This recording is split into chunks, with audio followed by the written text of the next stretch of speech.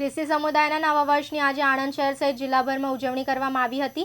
આણંદના જીટોડિયા ચાવડાપુરા ખાતે આવેલા નિત્ય સહાયક માતા મરિયમ દેવાલય ખાતે નવા વર્ષની ઉલ્લાસભર વાતાવરણમાં ઉજવણી કરવામાં આવી હતી। તેમજ એકબીજાને ગળે ભેટીને નવા વર્ષની શુભકામનાઓ પાઠવવામાં આવી હતી।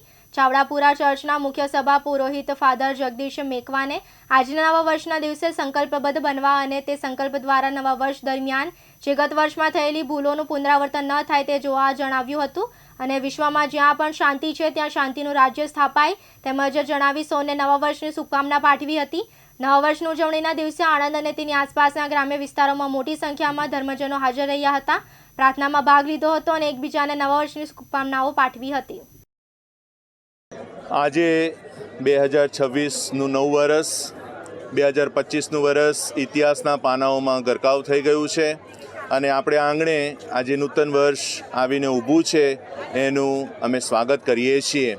ચાવડાપુરા જીટોડિયા ધર્મ વિભાગના સભા પુરોહિત તરીકે હું આપ સર્વને હાર્દિક શુભેચ્છાઓ પાઠવું છું। Happy new year.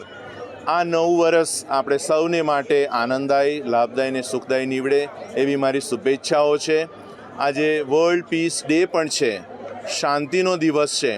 દુનિયાના ઘણા દેશોની અંદર, પ્રદેશોની અંદર યુદ્ધનો માહોલ છે, અશાંતિ છે। એવી પરિસ્થિતિની અંદર પ્રભુ શાંતિ સ્થાપે અને આપણે સૌ એ શાંતિના વાહનો બનીએ એ માટે પ્રયત્ન કરીએ।